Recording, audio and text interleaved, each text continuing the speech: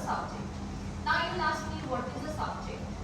All of you are, some of you might have been working in the area of self, identity. Is anybody working in that area? Self, identity? No one? So what do you understand by self, first of all? Self is a construct that we assume that everybody has a self, a given kind of identity which you carry within yourself. Alright, but subject is a post-structuralist deconstruction of that self that we assume that is fixed and given. So I'll take you through this, like beginning with the idea of self in the Renaissance humanistic tradition, which begins with René Descartes, of course. Have you heard of René Descartes? What is his most famous saying? Do you remember something? I think, therefore I am. Now, what does I think cogito ergo sum? I think, therefore I am. Now, what do we mean by I think, therefore I am? Any idea? What do we mean when I say I think, therefore I am? What does it mean? Self-creation of identity. Self-creation of identity. Self-creation of identity. Okay. Does anybody else want to try? Yes. He assumed his own self. Somebody would assume their own selves. Okay. Anyone? Yes. Our individual thoughts define ourselves. Individual thoughts define the self. Okay. Thank you all. Thank you very much. Actually, the idea of René Descartes is very similar to what you all are proposing. But, when post-structuralism arrived, even before that, when structuralism arrived, what happened was the attention was focused too much on language. So, can we see this idea of I think, therefore I am in terms of language? Now, what do I mean when I say this? So I'll ask you a question and then you think about it. Is it possible to think without language?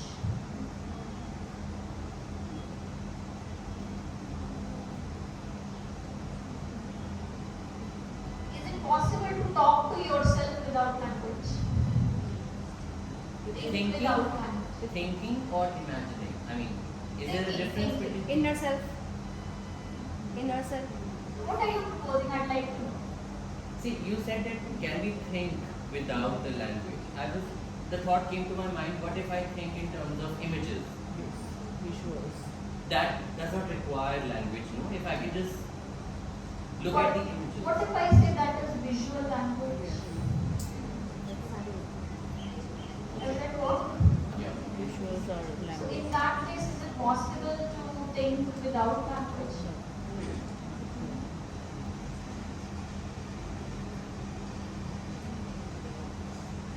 Coherent thoughts at least.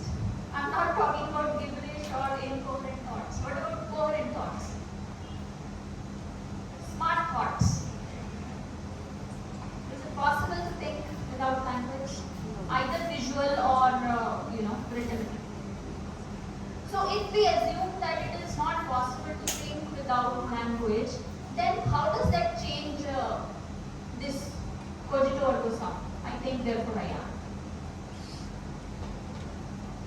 I am. That is my, if you want to call it identity, but I'd like to call it subjectivity. Then my subjectivity is somehow dependent on language. How does that make you feel? What you are is dependent on which language you speak. Right? So that's what I'm saying. So basically what is happening here that traditionally we thought that our selves are somehow reachable. We can reach ourselves. We can understand them. They are coherent to us. We know what they are. We know ourselves, in other words. Or we know others' selves. But in the light of this statement, where does that self go? The idea of you. The idea idea of yourself, if it is dependent on language, and language is always, mutating, changing, and you might learn another language, then what will happen to yourself? Suppose I speak only English and then I start speaking Japanese, would my self change?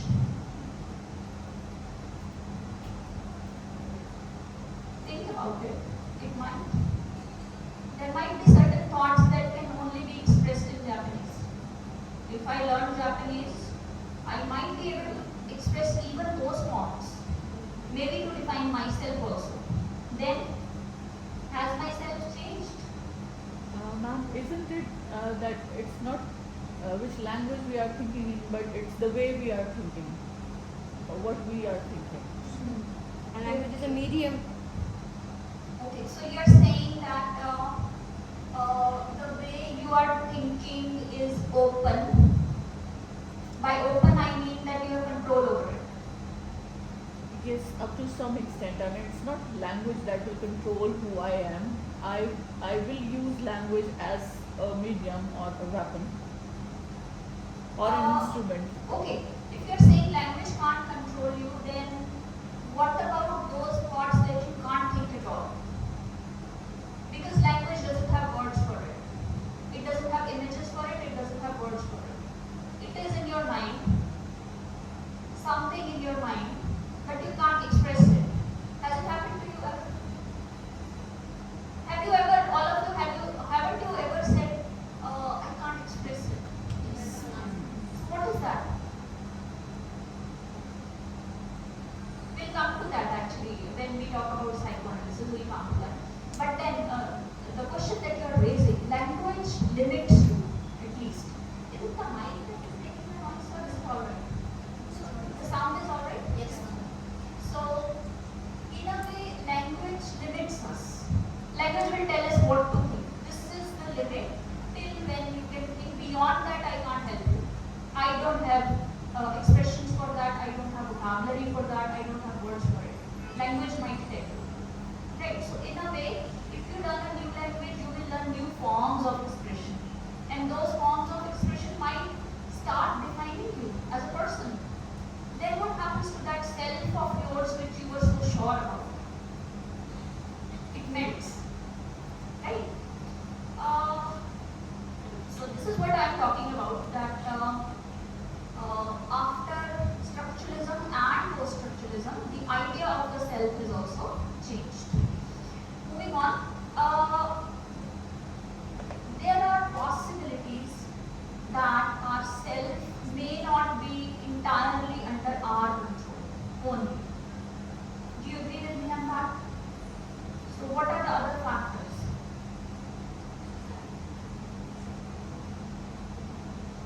If I can't control myself, who or what will?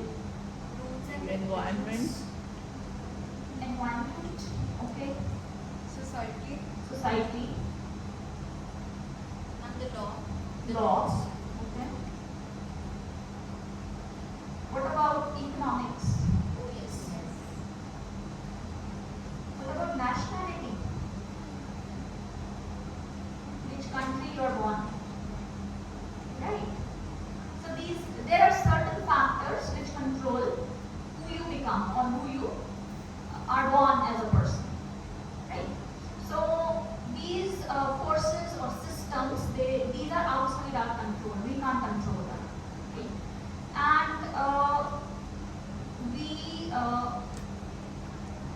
what we can control is functioning under these systems, within the constraints of these systems. All the systems that you have told me, society, culture, economy, whatever, all these systems, nationalities, we learn to constrain ourselves, work under these systems, right?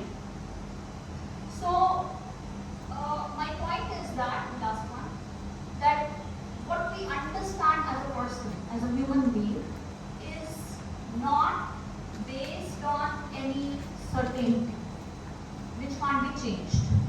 By which, what do I mean by that? Suppose you are born in a middle class family. Suddenly your family becomes rich. A lottery or something else, some kind of windfall. Okay, so would that change you? So that is out of your control, right? You can't control your economic circumstances. You can work towards it, but you are not in total control here. Similarly, what if you migrate to a different country? Similarly, what if, what else can happen to you? What if you marry into a different culture? These are the circumstances that might work on you to change you. So you are not in total control at all times. That's all I am suggesting for now. Moving on, this I think I have already covered. Discourses. This I have covered. Okay. So let us talk about economic basis of subjectivity. Where does this idea come from? Marxist thought. You have all heard of Marx. Everybody has heard of Marx, right? Karl Marx. So what does Karl Marx say about human self? The idea that Marx proposes is that human cells are conditioned by their material realities. By material realities, I mean wealth, ownership, property. So, although it might be too simplistic to assume that we are all only governed by our material reality, yet there is a lot of truth in this statement, isn't it? I want you to look at this diagram.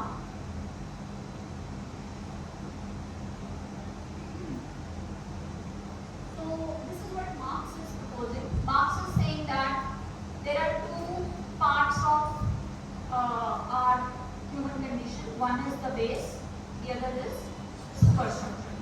Now the base is very simply, the economics.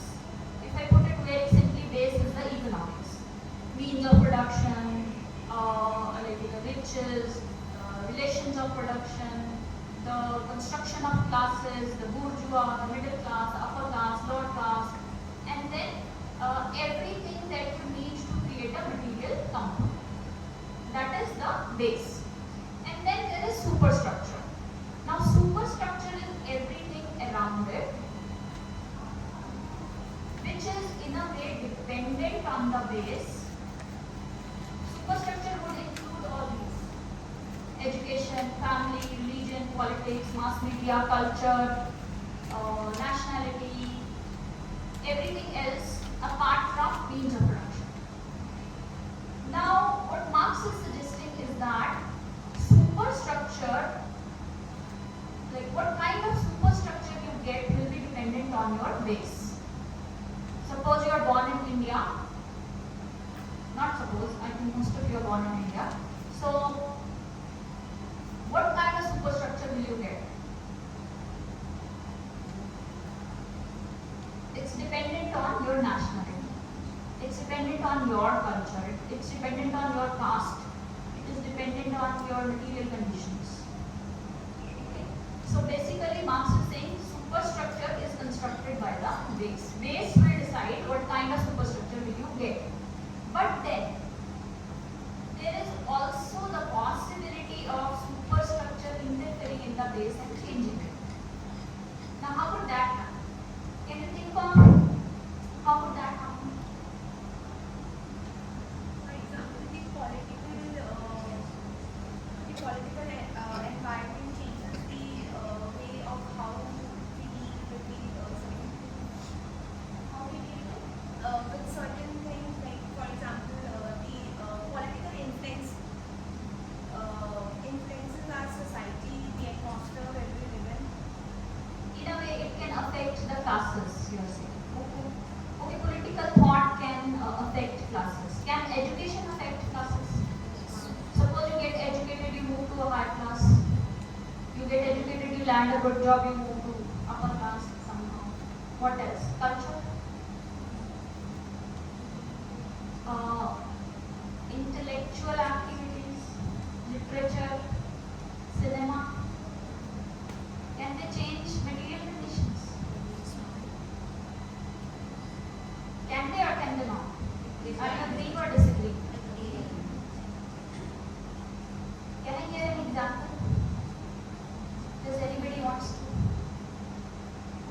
example?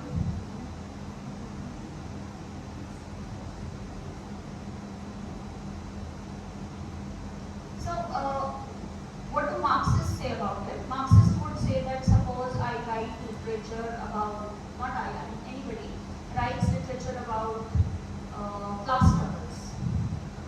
So, if somebody writes literature about class struggles, the government might, or the members of the government might read it, come across it, and they might understand that these are the problems they are facing and they might work towards it. This is what Marxists say. But there are other ways also of influencing these things. For example, look at social media now. Look at YouTubers, for example. YouTubers can post content. Content is superstructure, right? They can post content and they can become rich. It's as simple as that.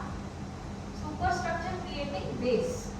In contemporary times, it is so simple. But maybe when Marx was writing, it was not as simple as this. Maybe there had to be a lot of state machinery to work for it. But now it is as simple as that. You create YouTube content, you get rich. Simple example of superstructure influencing the base. Right? Moving on. So basically what we are suggesting that humanity or human beings, they have the ability to change material conditions. Right? So base can be changed, modified.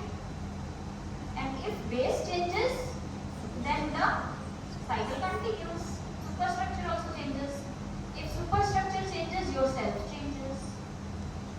Right? Then you are not the same self as earlier. And then what do we have? Control. So it's not like I am born like this, I'll be like this forever. I have control over my existence, over my evolution. Okay. Now let us look at this. How many of you have watched this film? Many of you have. How many of you have read this novel? Okay, many of you have. So what is happening here? I'll read this dialogue from the film. So he's saying, the moment you recognize what is beautiful in this world, you stop being a slave. That is a thought. Now how does it relate to what we are talking about? So condition. If you are familiar with this film, conditions of existence change. Right? So this person is a poorest of the poor person, moves to the city, works as a servant, kills his master, becomes rich, and then starts his own business. And now he is writing kind of a memoir in the form of a letter. So what is happening here? This person has changed himself. From somebody he was in that village being beaten up by people, being so scared all the time, being so, worried about his existence all the time, and then becoming this person, rich person who controls other people's existences. So, basically what I'm trying to say is that material conditions can give you some sense of control about what you are. Right? Your life, how you view your life, how you perceive your life. And then this film, have you seen it? Yes, ma'am. How many of you have? What about this film? Have you got? Oh, none of the teachers have seen it. You have it. What do you think? What is happening in this film? So, I'll read out the dialogue. अभी कोई और बताएगा मैं कौन है? He's talking about this identity here, right? Now somebody else will tell me who I am. Basically, he's saying that my conditions of material conditions are deciding for other people to perceive me in a certain way, but I am not that way. So in a way, this protagonist is creating an identity for himself, but I wouldn't call it identity, I'd call it subjectivity. Why? Because he's able to work on it, right? It's in his control in a way. A part of it is in control. I'm not saying that he's in complete control of his existence, how he perceives himself, but at least some control is there. Excuse Now, me, ma'am. yes. Yes. Ma'am, can I ask you one thing?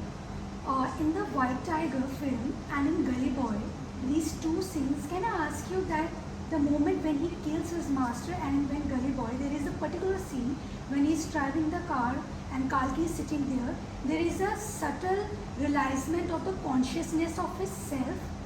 The director is trying to show this, or it is only after the scene it comes, or it was already present there in terms of the self, the consciousness of the identity.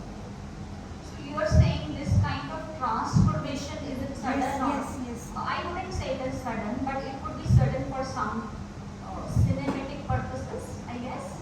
Because what happens in cinema is that you have to tell a life story in maybe 1.5 hours, 2 hours. So you have to make it somehow a sudden realization. But mostly in your lives, you must have noticed it is not that kind of sudden. It is eventual, it is progressive, it is gradual. So I would say in real life, it is not as sudden as probably these cinematic devices that we need it to be faster and further. But the realization also, sometimes we feel that, please, sometimes we feel that we have certain moments of realization. Do you believe that or not? Does it happen? Moment of realization. Is there a one moment of realization? Has it happened with you? Or is it multiple moments of realizations? Moments of realizations. So you keep thinking about it. I'll leave you there. Moving on. Let us briefly talk about Louis Althusser. Have you heard about him? Louis Althusser? Okay. So the main contribution of Althusser towards the theories of subjectivity is when he talks about state apparatuses. So basically what he's saying, Althusser is saying that whenever state works on you, exerts power on you, it is through these two kinds of apparatuses, repressive and ideological. Now repressive is very simple, police force, violence or control, external forces. But then there is ideological state apparatuses. You can compare it to Marxist superstructure, ideological state apparatuses. So what is happening here is that probably schools, you go to school, you have a designed curriculum, that curriculum is approved by state, right? You can't go against the state in curriculums. So what is happening here? Every day of your school, some kind of state ideology is being hammered into you. So you learn that. And then what do? You, as a teacher, reproduce it. And you believe it to be true. Don't you? So whatever the state is hammering into you, you start believing that of course it is true. It has been told to us since our childhood, it must be true. And then as a teacher, you start reproducing it. You start telling your students, no, this is true. You have to believe it, this is true. So that is the ideological state apparatus. So ideological state apparatus do not just act through education, but they also act through what else? Cultures, festivals, rituals, all kinds of state-sponsored activities, including hospitals, including politics, or cultural, things that happen around us, whichever are sponsored or controlled by state. For example, cinema. Cinema is an ideological state apparatus. Have you seen, I hope I'm not offending anyone when I'm saying this, have you seen recently a surge in state-sponsored or indirectly state-sponsored cinema? I don't know what kind of ideology you belong to, so I apologize if I'm offending anybody here, but there is a recent surge in, I believe that there is a recent surge in indirectly state-sponsored cinema in the last few years. So cinema is an important instrument in our lives. Okay? It defines how we think, basically. So, the visual is very, very powerful. Like you said, visual is very powerful. It is more powerful than a book because it, exhilarates all your senses at the same time. So you start to believe it. That is a make-believe world that you start to identify with it. So cinema is very, very powerful. So what is happening here is, to you, whenever you take a decision being bombarded with all these state apparatuses, whenever you take a decision, you will think that it is your decision. But it's not. Like you have been programmed to function in a certain way. That is how the ideological state apparatus is working through you. So let's look at this diagram. How does ideology function? So ideology, let's say ideology begins with a state. Let's assume, okay, it may or may not begin with a state, but let's assume in our case it begins with the state. So it will give you an idea. Probably give you an idea like Article 370 was for the benefit of all Indians. It could give you this idea or any other idea. For example, birth control is the benefit of all citizens. These kinds of ideas. Okay. And then action.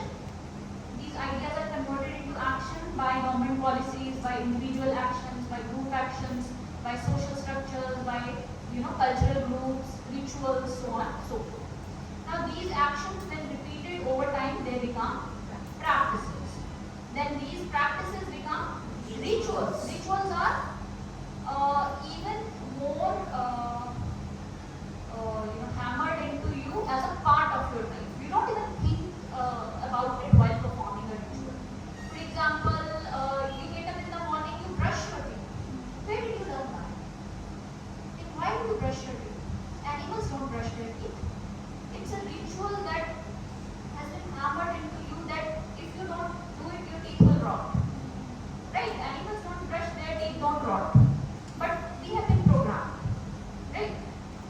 Similarly, we wear clothes. Animals don't wear clothes. But, we have been programmed. So it's a ritual for us. We don't even think about it. Do you think about brushing every day? You don't know. You get up automatically, go to work and start brushing. You don't even think about it. So it's a ritual. It has become a part of your existence. So then, rituals transform into further ideology. So it's a circle and it continues. But when the circle is continuing, is there a possibility of change here? There is a possibility of change. How will this change? Can one ideology produce two different contrasting ideas? There is no change. Right? So, whenever the state proposes an ideology, there are two kinds of people, right? People who will agree, people who will disagree. Right? So, there is a possibility of change. Those two different sets of people will take different kinds of actions. They will have different kinds of practices. They will have different kinds of ritual, and then they will clash and create new ideas. So, this is how a circle continues. And this is where possibility of change happens. I have this scene from Kashmir Files. I'll read it out. Kashmir के मसले का एक ही हल जिहाद. How do you classify this film if you have seen it? Have you seen it? Some of you might have seen it. How would you classify this film? Propaganda. You said that? Yeah. Do people agree with him or disagree? You can agree, disagree. That is fine. Some people, you agree? Does anybody disagree? I looked at it from artistic point of view that it was not a well-made movie in the first place. So far as incidents are concerned, there is truth because I personally know a few Kashmiri Pandits who were wrong, and to give voice to everyone is important, I would say. But then release of the movie at a certain point that interferes with the intentions, I believe. So it might have the traces of propaganda as well, but we cannot completely dismiss it as that we shouldn't even look at the plight of the real people. Moreover, the depiction is lopsided. It lacks the nuance. It's stereotypical depiction and it is one-sided. The director deliberately tried not to show the other viewpoint as well. And as far as the artistic merit of this film is concerned, even when this film was showcased in the, I think in the film festival, the jury was also divided that this film lacks any sort of merit or any sort of aestheticism which we ascribe to cinema. So it is not a well-made, good film. Rather, it is more of a propaganda and ideological conditioning, forwarded by the government or pro-government people. To some extent, I agree with him also, whatever he's saying, but I don't think so it was completely a propaganda, because if we do that from their side, they have suffered a lot. Even I have many friends from Kashmir, and their stories are totally relatable to whatever is shown there. I agree for the fact that the time was wrong, maybe because the elections were on the peak, so the movie released at that time, but I don't think so it was entirely a propaganda. But yes, to some extent it was. The artistic, the visuals were not that good, but yes, they were true. It happened. It happened. And ma'am, just one thing I want to add. There is this something that starkly touched me. That when I used to interact with that Kashmiri friend of mine, so she was not eager on telling it. She didn't share it the way it is depicted in the movie. So it is important, and not much has been talked about this, apart from the political, taking mileage from what happened to these people. So basically what I'm trying to say that when a film sides with someone, and like some of you suggested that it is a timing of release which has something to do with the politics of the country, and when you hear that the people responsible who made the film were then given some deficits because they made this film, then you tend to think that there is something wrong there. But like some of you said that it needed to be said, but then how it is said also matters. Like how you present an event from a particular perspective, and when you lose every other perspective, I think there is something problematic over there. But let's not dwell on this film. Let's talk about this other film. I don't know if you have seen this or not. Yes, ma'am. What do you think about this film? Is it a propaganda film? Say that. Why don't we call this a propaganda film? Why isn't anybody calling it a propaganda film? Although this film also had, a point to prove, a motive. It is from the other side of the spectrum. But we are not calling it a propaganda film. Why aren't we calling it a propaganda film? Now you think about Kashmir Files again and compare. The inclusiveness of the point of views, I would say. Ma'am, it is also the sensitivity when we talk about the issue of sensitivity. When we talk about Kashmir, people of Kashmir, there is this sense of sensitivity that we have to be more sensitive about it. That's why probably it is seen as propaganda. Actually, I think that it was all about to incite the anger among the people. Like whatever, can we move to the previous slide, please? Sure. What is slogan it is given over here? Kashmir ke masle ka ek hi hal hai jihad. So it is totally about to incite the angerness among the that they should support them. They should try to just be with them, the whole population. Okay, let's talk about this. Now, this person here in the film is a monster, isn't he? But in this film, the rapist or even this extremist, they are not monsters, they are human. They have plus as well as minuses. I think that is a difference. One more thing I want to add here. Sometimes in a film, the filmmaker tries to pose as many questions as possible rather than giving answers and inflammatory statements. You know, they make statements, they present those questions, and it is for the audience and the spectator to come to a conclusion. Rather than the filmmaker conditions the mind of the spectator, it is the spectator who is in a sort of a confusion. You know, and then when he tries to deal with this confusion, you get the answer, and sometimes you do not get the answers. The purpose, the filmmaker's duty is to confuse you, to put you in a spot, and then for the audience to look into it. Which side should I choose? Which is the right side? And the side that I have been all this while, was that the right side? You know, that is what the purpose of the filmmaker is, and sometimes the films are sensitive to show you the mirror. But sometimes, ma'am, that directors, they show you the truth also. If I talk about Kashmiri Files, like I have my students, those who are commanders in command hospital, I taught them, and they were telling me कि ma'am कि वहाँ पे जो दिखाया गया है ना, तो मैम ऐसे टाइम था कि हम ना निकल नहीं सकते थे बाहर, हमें डर लगता था जब हम वहाँ कश्मीर की सड़कों पे चलते थे, हम ड्यूटी देते थे, लेकिन हमें डर लगता था। ठीक है, आज के टाइम पे ना हम छाती चौड़ी करके चलते हैं। This was the wording. तो कहते हैं वहाँ पे जो हुआ था ना, जो कश्मीरी फाइल्स में दिखाया है, कहते हैं जैसे आपस में फ्रेंड्स थे, फ्रेंड्स ने ही ये ऐसे मतलब लीक करिए जो न्यूज़ है, और जिसकी वजह से ये हुए हैं राइट्स में। So what will this kind of cinema achieve this?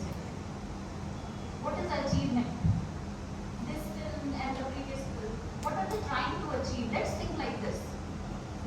What is the purpose behind making a film like Kashmir Files or making a film like Article? Maybe we should map a film, whether it's state propaganda or not, from its purpose. Like what will be the result after people watch this? Let's move on. I also want to go to these 4 films. Do you see them as propaganda films? If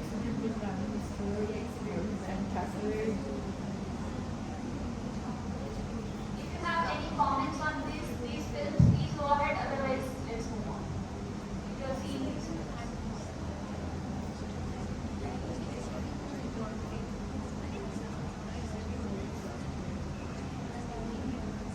Yeah, I'd also like to hear those comments, the ones you're talking about. Yes, biographies. All of them are biographies, but there's a very thin line between how would you term a film as a propaganda and how would you, because it's not one size fits all. You know, you cannot say that. But you have to see the intention, the timing, the ideology that the filmmaker has. All these, you know, by looking at all these considerations, you might be able to come to a conclusion whether the film can be termed as propaganda, or maybe the intentions were totally clean and pious. You know, it's difficult sometimes. Okay, let's use a different term then. Let's not use the term propaganda. Do you see power working through these films? Yes. Yes. What kind of power? And if we take the example of the other movies like Kerala Story and all, so if we are talking about the Indian personalities, Indian people, so they have the feeling of nationalism and all, that we are the Indian ones and we are against these kind of things, whatever are happening around us, and whatever they are showing on the screen. But like, I think, according to my point of view, they have the feeling of the nationalism and patriotism. So, like I said, and you agreed that you see power working through these films.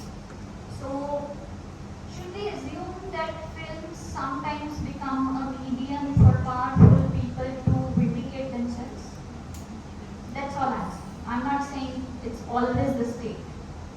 It could be other agencies. Right? Okay. Moving on to Foucault. This. Panopticon. Have you heard about panopticon? What is a panopticon? Panopticon is a model of society which was thought through by Foucault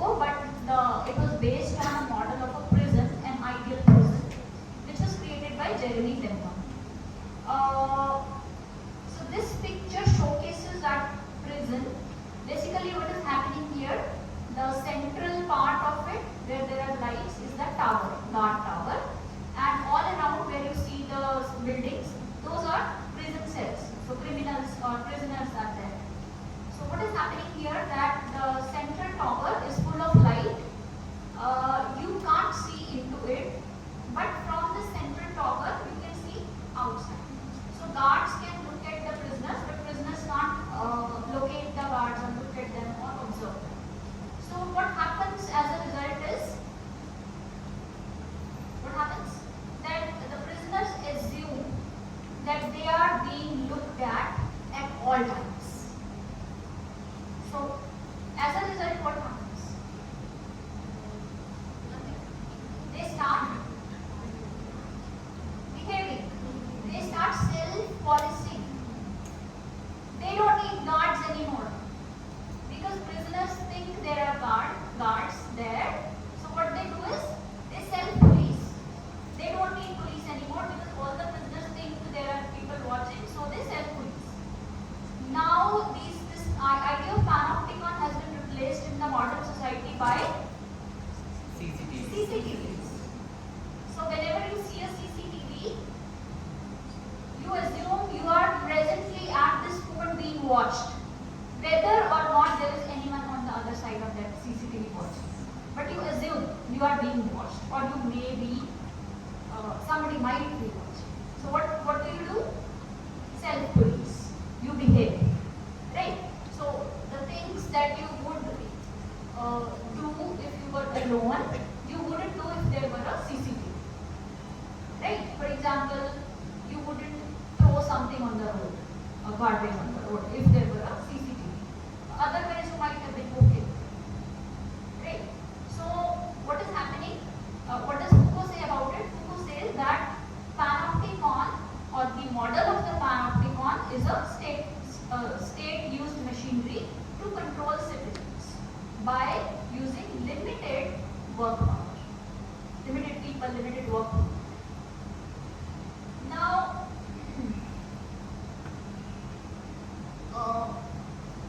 the idea of the panopticon is related to ideological state apparatuses, which we have discussed already. Now, moving on to psychology and the subject and subjectivity. The basis of all these theories is in Freud, because Freud began a serious rethinking of the human mind. And basically, what Freud is suggesting, that there are pre-existing human societies in which a baby is inserted. Now that baby has to behave as per that pre-existing society works, pre-existing culture, society, whatever you want to call it. There is this diagram I want you to look at first. You are aware of these three concepts: ego, and super. So the left one, the one on the left, is id, the impulse, the thing that you want to do, the thing that will make you happy, the thing that is impulsive and irrespective of what is happening around you. And on the right is superego, panopticon, state apparatuses, people watching. What do you do? What is right? What is wrong? That is superego. Social structures around you that regulate you. And in the middle is ego, balancing the two. Now, in this respect, ego will control the id, and it will modify the behaviors of the id to suit the superego. Now, those behaviors of id which the ego disapproves, where do they go? What happens to them? Repressed. They become repressed. They become repressed. Where do they go? Subconscious. Unconscious. This is a Freudian concept, unconscious. So the repressed desires, they go into the unconscious, away from conscious. You don't even think about it. You stop thinking about it because they are repressed. And then, is the unconscious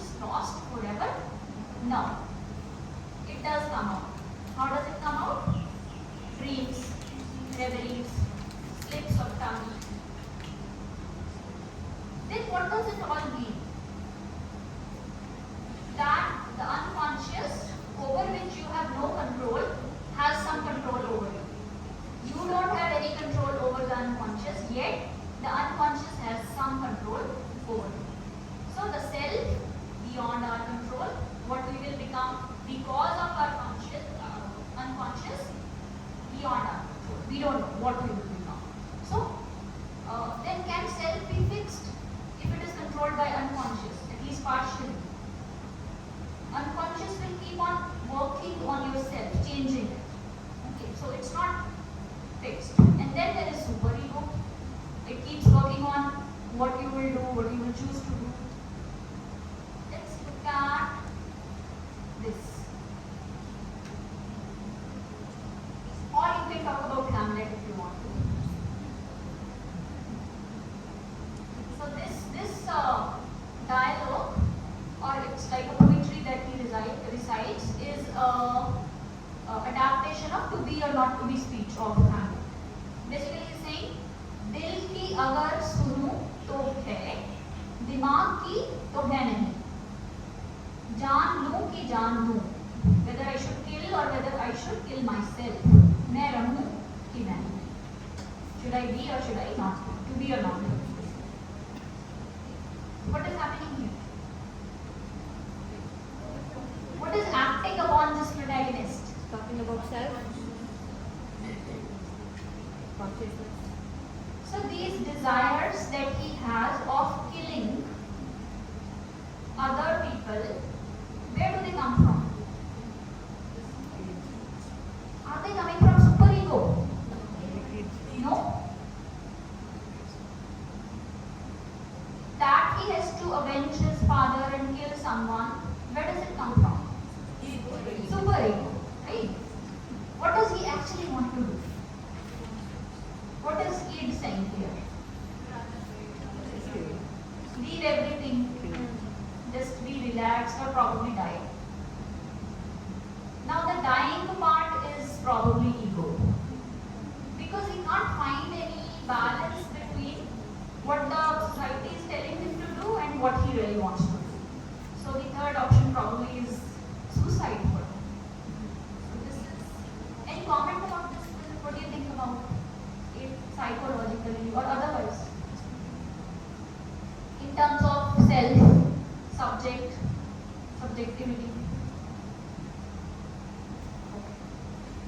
And these are some of the other films if you want to talk about these. The first one is Tumbar. Has anybody seen it? Yes. Lovely film, right? Kahani, Karthik, calling Karthik, Andhadhun, and No Smoking. Has anybody seen No Smoking? It's a very unpopular film actually, but it was an Anurag Kashyap film featuring John Abraham and Vipasha.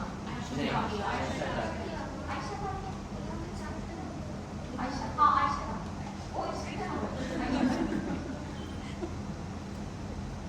So any comment about these psychologically motivated films? If you had seen No Smoking, I would have talked about it, but it seems nobody. What about Karthik calling Karthik? Have you seen it? Yes. So what is happening here? Somebody that seems to be his own self is calling him on the telephone. What does that represent? Schizophrenia. Is the person on the other end of the phone, is that id or superego? If you've seen it. The superego.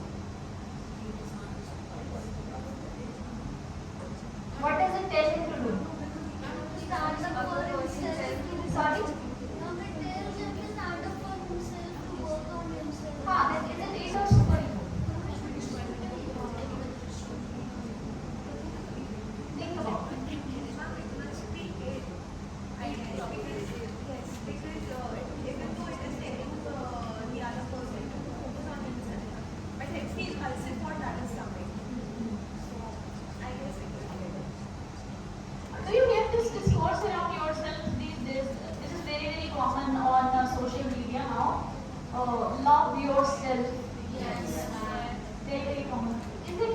super ego? I'm super ego. Because people are telling you to love yourself when your own self is not letting you. It's a super ego. Suppose you are going through a breakup. People are telling you to love yourself.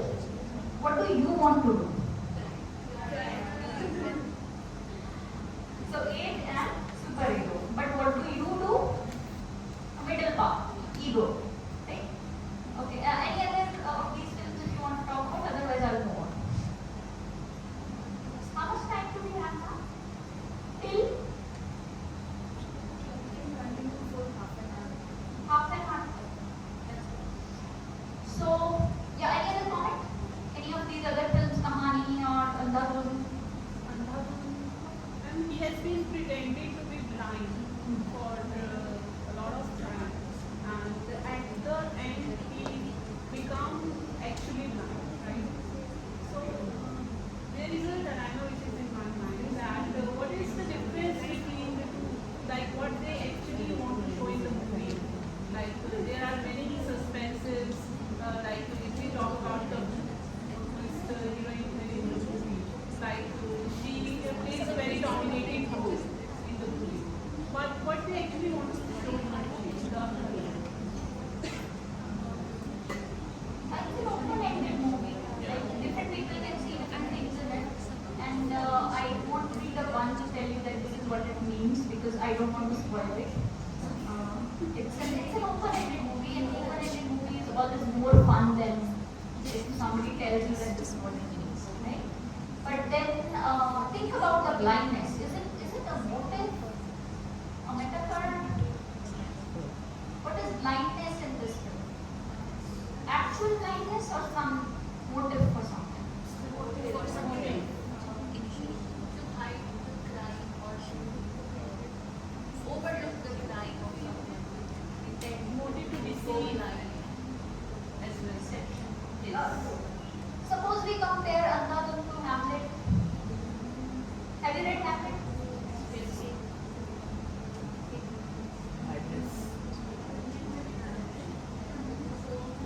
What about the indecision here and blindness? What about King Lear? Blindness. Okay, keep thinking about it. Now, the psychological realm moves on to Laka after the structuralist move up. So, what Laka does is Laka applies language to psychoanalysis. So, basically, what Freud said that the culture, Laka replaces it with the world of the language, the realm of the language. What is the realm of the language? We just discussed that there are certain things that we can't go beyond in terms of language. That language is limiting us somehow. Language tells us what to think, and this is how we can think. So, in that sense, these are the three concepts of Laka with respect to how they view a subject. First of these is imaginary. Imaginary is when the child is very little. So basically all these psychoanalytical theories are based on development of the child. So Freud said it was the father figure, and Lacan says it is no differentiation between the child and the world. Basically what is happening here, the child doesn't know that this is where his body or her body ends and this is where the rest of the world starts.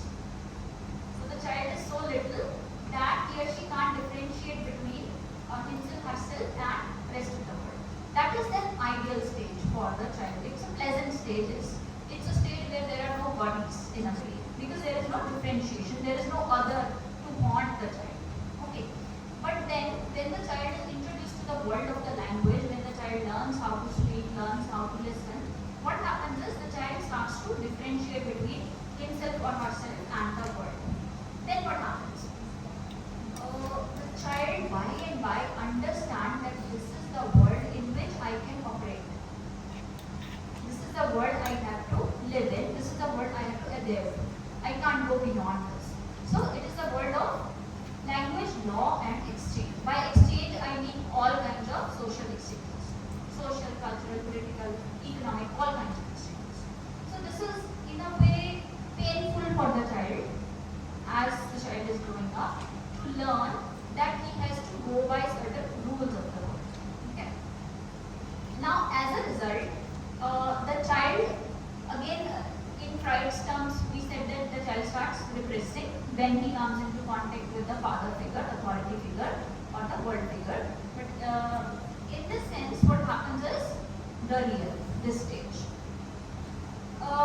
The real is that place. The real is actually the a similar concept to unconscious. But why real is different from unconscious? Because it is based on, it is separated linguistically. It is based on language. So the real is that area which culture or language cannot penetrate. So sometimes when you say, I don't know how to express myself, what you can't express, that part is the real. That is what you're actually feeling. That is the real. But why can't you think it? Why can't you express it? Because language. Language doesn't permit you to access it. Language has limitations. It doesn't permit you to access it. So we can only say what language allows us to say. So we have to follow certain codes and conventions within the language. So when I say language, I don't just mean what we speak or write. I also mean the visuals, the social language, the rituals, the practices. Okay, so you have to operate within it. Now this real is always inside you, but you can't express it. So would you think it will make a difference to how you are as a person? Yes. So there is this force again which is exerting its influence on you. So that their inherent is your subjectivity. Let's look at this example. A bit older film, I don't know for your generation, I don't know how, like which age bracket you are on. So this particular scene, why did I choose this scene? Because it refers to mirror stage of Lata in a way, which is funny. So she is saying, तुम किसी से भी प्यार नहीं कर सकते सिवाय खुद के. Basically she is describing a narcissist. तुम्हें ना इस शीशे से शादी कर देनी चाहिए. So the mirror. So in a way, what Lacan says about it, that when a child looks into the mirror, the child knows that there is a unity in the child's body. That this is how his organs are united to one another. But when the child looks at himself or herself, he sees this hand, this arm, but not the whole body in unity. So when the child looks at the mirror, he sees his body in unity or her body in unity. This is how he starts associating with his or her image. This is how probably people become narcissists. Right? Okay. Any comment on Devi or this scene or any other film you want to bring in here?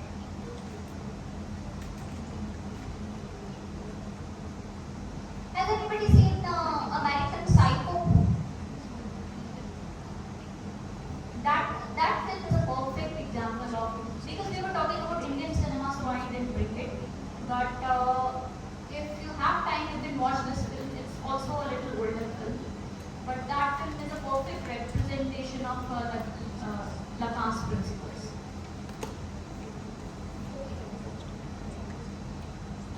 This is probably my last subhead of subjectivity, and then I will sum up about subjectivity. And then probably we can have some discussion if you want to talk about certain other films. So this is the last part about gender. I am quoting from Judith Butler here. Judith Butler has this idea called performativity, by which she means that our gender, whether we are a man or a woman or something else, is not fixed. By which I mean that, by which Judith Butler means is that we are performing our gender every day. Now, how do you perform your gender? Again, it is an unconscious, sometimes conscious, sometimes unconscious wake up in the morning, you wear your hair in a certain way, you wear certain kinds of clothes, certain kinds of shoes, you carry yourself in a certain way, you greet people in a certain way, with respect to your gender. Right? When you meet someone for the first time, the first thing that you notice is whether they are, like, which gender they are. Right? And that then like proposes a response from you. It creates a response from you. Then this is how I should behave with this gender, and this is how I should behave with this gender, depending on your own gender. So what Butler is saying, she's not saying that you are an actor and you are performing. No, that's not what she is saying. What she is saying is that whatever you perform every day, that becomes a part of yourself every day.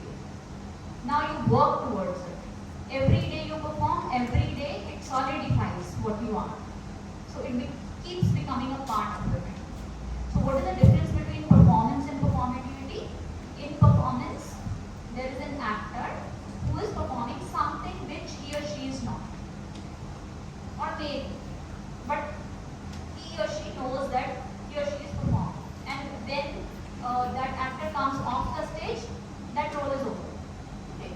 But in case of performativity, what is happening is you keep on performing every day, and that becomes a part of it. So the next time you will perform differently because the last performance has changed. This is what she means by performing. Now, in this respect, if Judith Butler says that gender is performative, does it mean that you can change your gender every day? So what does she mean? She probably means that you are working towards a definition of gender in your mind. That's what she means. So when you say woman, you have a definition of a woman in your mind. So in your own way, you are working towards that definition every day by performing different activities, roles, talking, speaking, wearing something, doing things.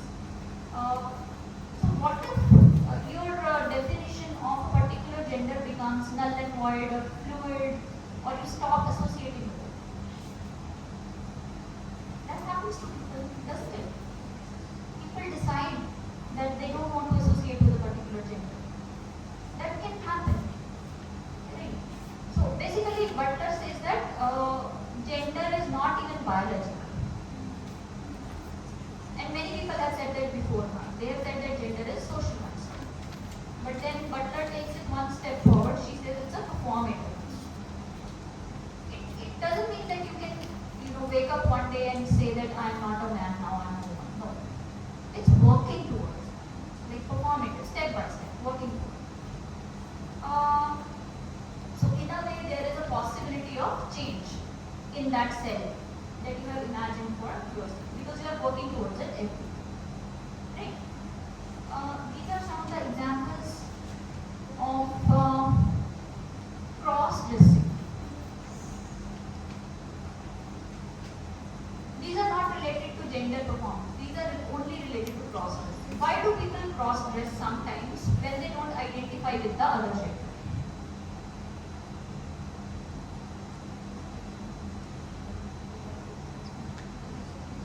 People cross-dress in order to protest the norms of a gender, basically. They are saying, no, this is not what being a woman is. This is not what being a man is. For example, if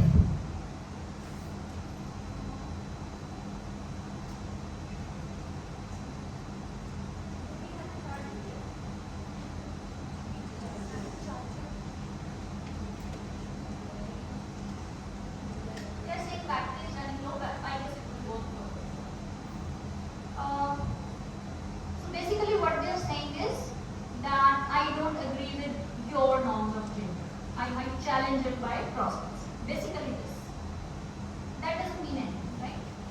And then there are people who probably identify or start identifying with the other gender. And then what happens? So I have a few examples from cinema where gender as well as sexuality both are fluid. This is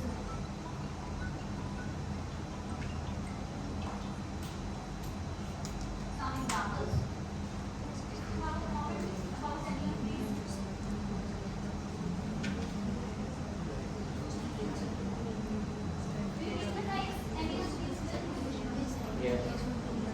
Margarita with a straw, that is Sangharsh, that is Ek Ladki Ko Dekha, this is Ritu Parno Ghosh, that is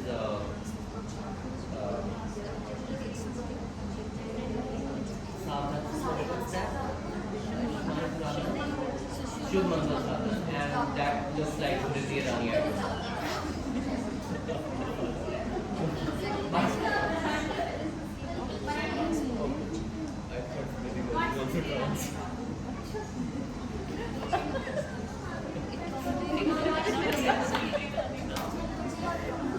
So any comment about these films? So what these films are showcasing is a gender as well as sexuality fluid situation. There you could choose who you want to be in terms of your gender or in terms of your sexuality and change.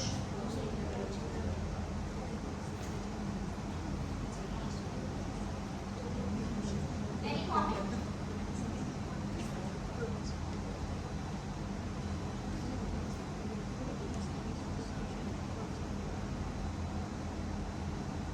Which of the recent gender or sexuality fluid films you have liked?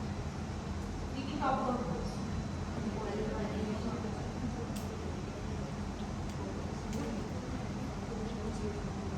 Call me by your name. Sorry? Call me by your name. Okay. I thought you were talking about Indian. I have seen that film, I liked it. Do you want to talk about it? Actually, this film is about acceptance of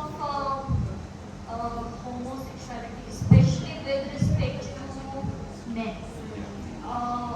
See, there is a certain kind of system associated with how men grow up, which is entirely different from how women grow up, right?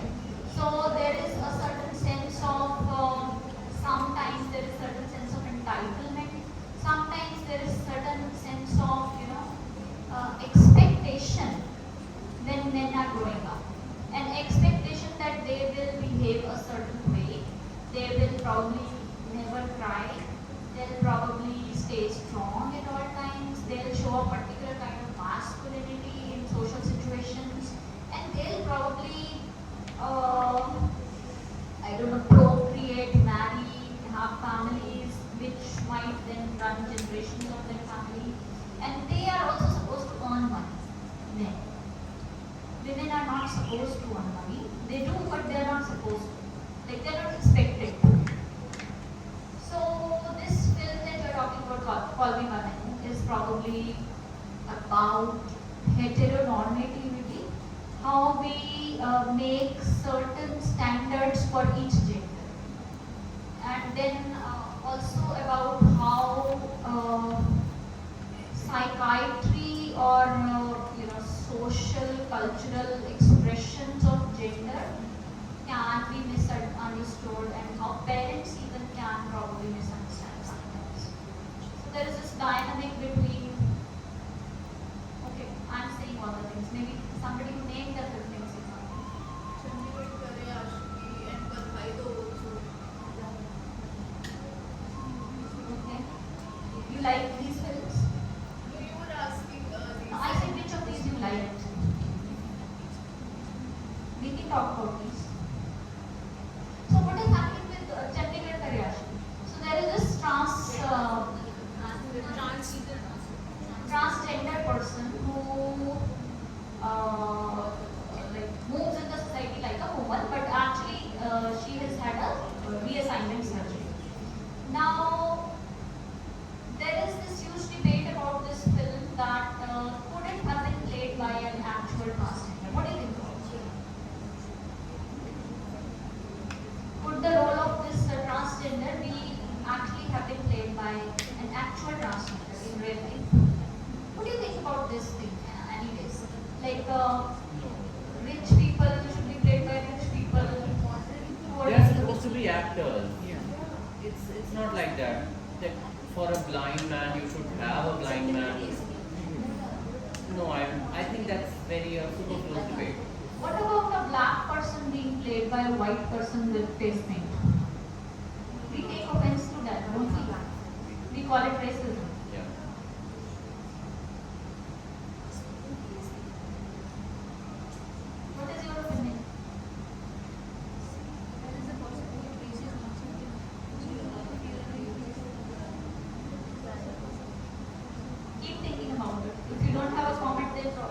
You'll have a comment later.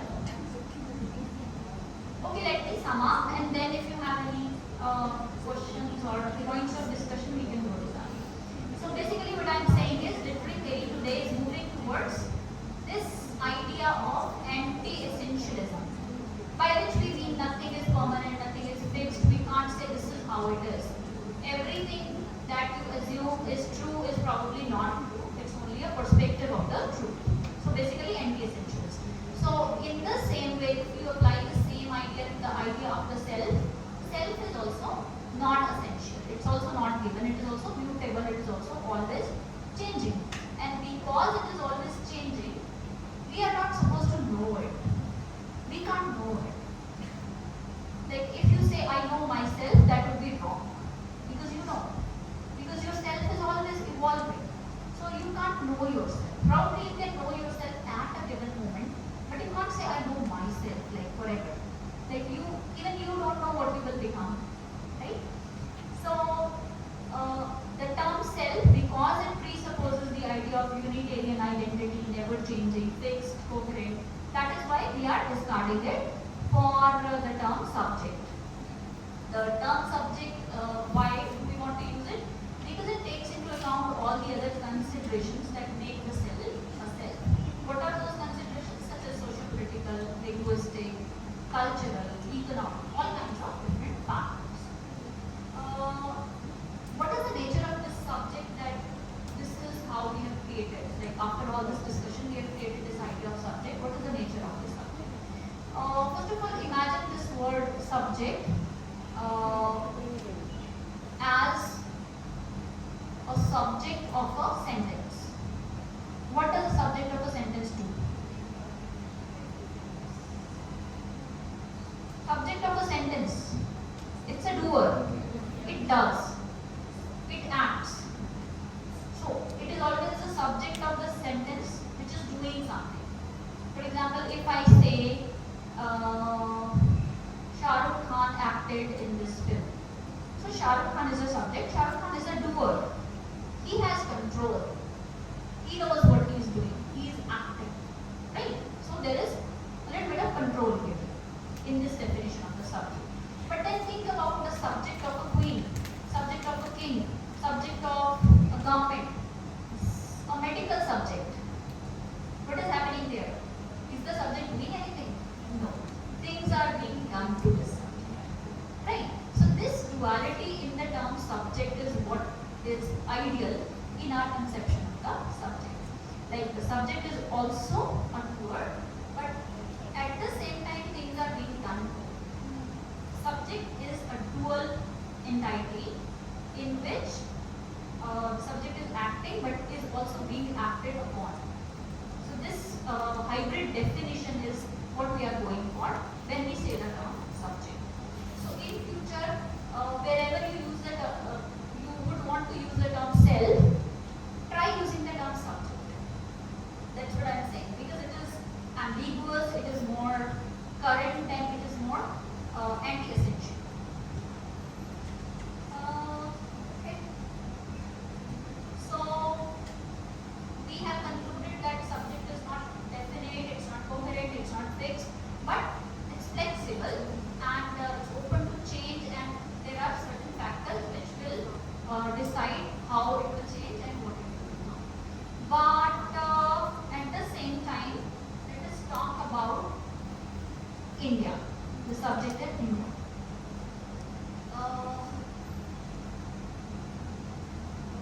If you agree with me that India is a third world country, you might disagree. You may or may not agree. But if we assume that India is a third world country, or okay, I'll say developing country, then post-colonial country, then there is a difference between the subject in India and the subject in the first world, right? Developed nations. What is the difference here? The main difference has been because of the colonized past. So what is happening here, that we have idealized the colonizers and we are still in the process of getting over it. And then there is the idea of development that we see every day, in which we assume in any sense of the word, that the first word is ahead of us. So they are probably all right. Whatever they are doing is right. The first word, people in the first word. So in a way, we are in a process of always looking up to the first word, admiring them, and probably imitating them. In many spheres of our existence, not just in economy, but in every, even culture. Like we dress like them. Now we hardly dress. I am not a person who would say that we should dress Indian. No, I am not that person. So please don't. All I am saying is that we look up to the first word and we imitate them. Probably it's out of the idea that whatever they are doing should be somehow better because they were there first. They know better. So probably the type of clothes that they are wearing, probably they are more comfortable. So probably I should try it. Maybe that thought is behind our actions, but we imitate them in every sense of the word. So what is happening in the third word with the subject code is we are always fighting between our own and the imported one. The identity that we think was ours, which is also impossible to determine somehow. Like what were we before colonization? Is it possible to determine? I don't think it is. Even before the British came, there were other invaders. Like who were we? Were we Muslims who invaded? Were we British who invaded? Were we the people who were invaded by the Muslims or the British? Were we a hybrid? What were we? How much hybrid did we have? It's impossible to determine. But we have that sense that we were something before this happened. Which may or may not be true, I don't know, it may be true. But it is not at least true for us.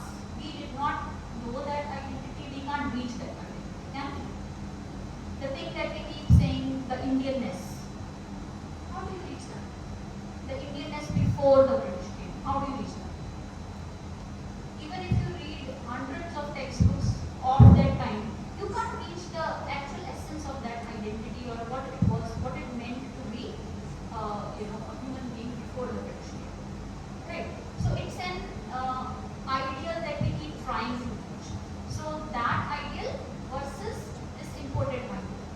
That the first word must be doing something right, we should follow that. And then no, we also have to go back to Indianness. So there is this constant struggle between these two identities. That is what it means to be an Indian subject mostly. So Indian subject is a subject that is based in post-colonial India, faced with existential dilemmas in every sphere of their existence. So what they have to choose between is tradition and modernity, materialism and capitalism, spiritualism, ethics and principles. These are the choices available to us. So among these, some of the choices could be associated with Western capitalism. Some of the choices could be associated with Indian nationalism. I don't know, but not all choices can be in line with these two different ideas. But there is a constant struggle between these different forces that are upon us to claim our identity. So we are somewhere in as an Indian subject, especially in Indian cinema. If you look at Indian cinema, the films that we have discussed, there is a constant struggle in the creation of their selves, the characters' selves, the protagonist selves, the other characters' selves, the women, the other genders, all kinds of the rich, the poor, marginalized, people in power. So all kinds of groups, they have this kind of struggle.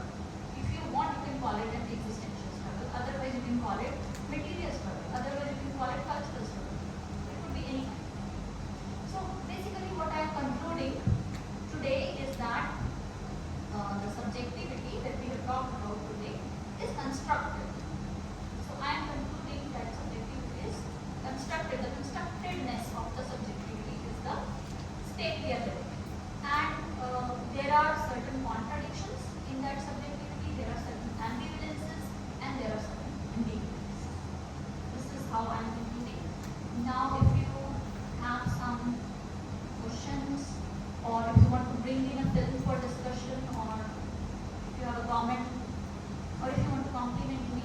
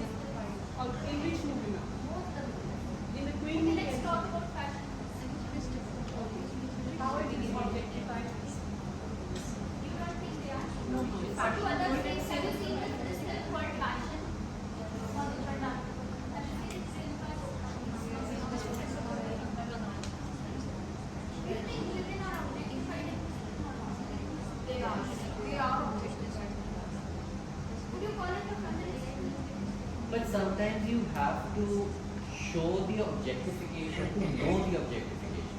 That is what the film fashion is doing. Yes. If they do not show the objectification, how would you know that in fashion industry objectification is being done?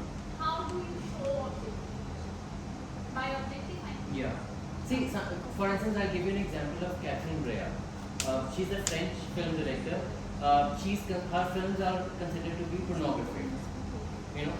But she is saying that I am trying to be anti-pornographic. Yes, I'm using the elements of pornography, but how can I be anti-pornographic if I don't show pornography and then contest it? You know, it's a double-edged sword. So when Madhav Bhandarkar is trying to show how demeaning or how exploitative fashion industry is, he has to play devil's advocate. He's actually showing the reality of the fashion world, what they are doing usually. See, when you only get a patriarchal male point of view on women, that doesn't seem to be feminist to me, first of all. And then with regard to your point about showing objectification, through objectification, I don't agree with that. You could show objectification in different, multiple, subtle, I don't know, unobjectifying ways also. There is this possibility.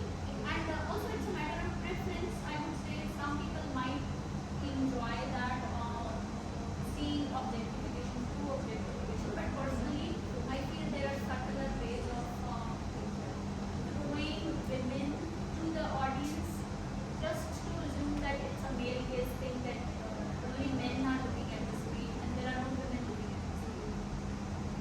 Right? So, because it's a very, very patriarchal world, in a sense, probably the fashion is a patriarchal world. But where is the reprieve from it?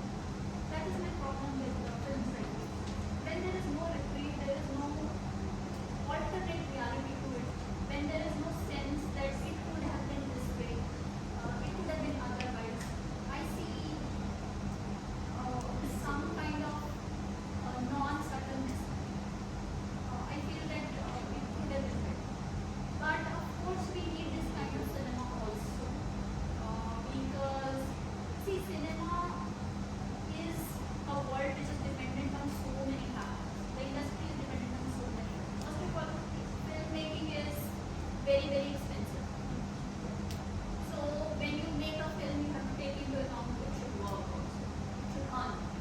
You have to pay. It's not like novel writing where you can write whatever you want, the book might sell or not sell because you haven't put money into it, right? But in cinema, it's an expensive process. You have put money into it, you have to get it back. So then you have to cater to certain kind of audience also. And what kind of audience do we have in India? You have to begin something. So these films, like for example, fashion or probably with a film like Chandani Bag, I see them both from the same director. I see them as first steps towards good films. I don't understand why, as women, we don't appreciate women's cinema, especially as women, or probably from other things, right? Like Madhu Bhandarkar talking about how women feel. I already cringed at that idea. Like, what do you want? But you can contest. You may disagree with me.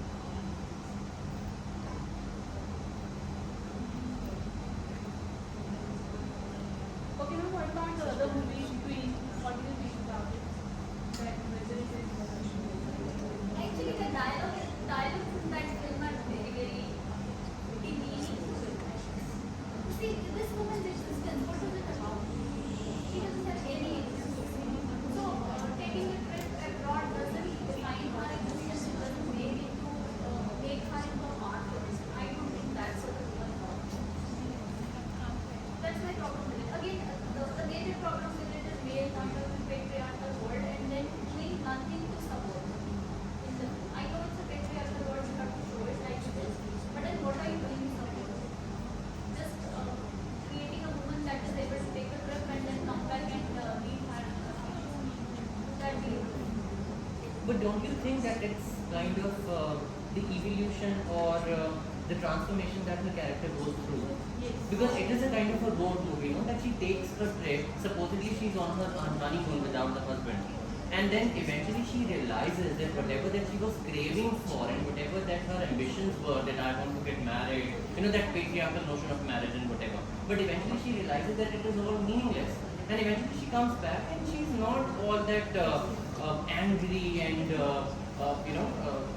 vengeful against him, and says, thank you Yes. for, you know, freeing me. And to be honest, I would say that Earth was much better, Mahesh Bhatt's Earth. Where Shabana Azmi, she says, you know, why are you proposing to me? Why can't you just let me be? You know, I don't want to get married. Why should I be tied down to a man? Let's be friends. You are my friend. I'm your friend. Let's have a freedom, total freedom. Why do you want to tie down me to a marriage institution of marriage?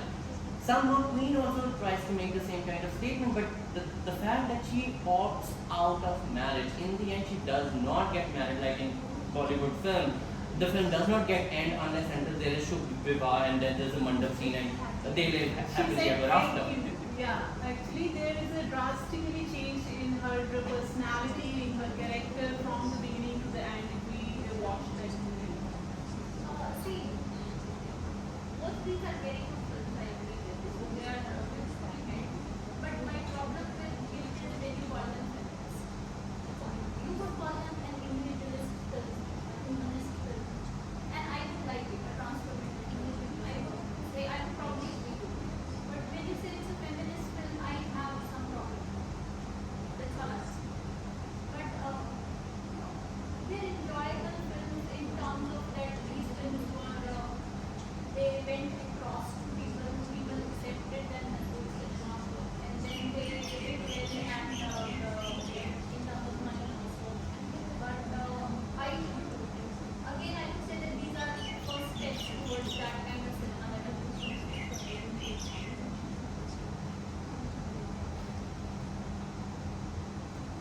Any other films you would like to discuss? Any questions, anything, any comments? What do you think about Indian audience?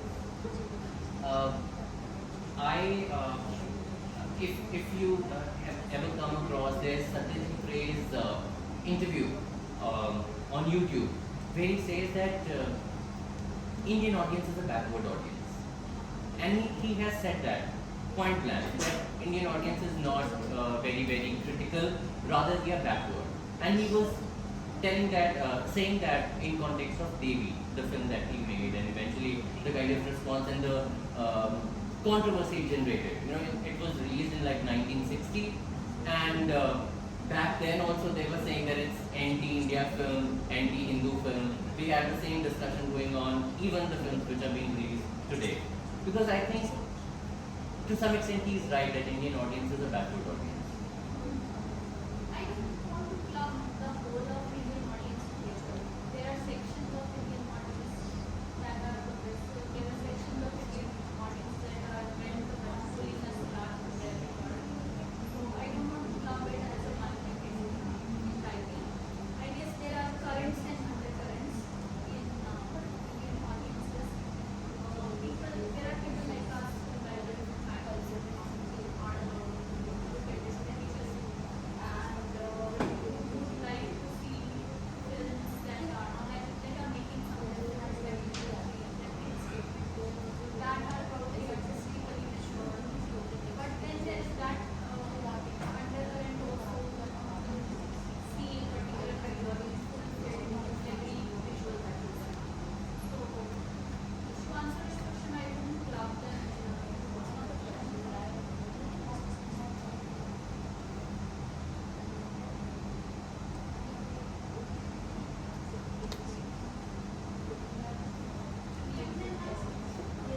Anybody wants to ask anything?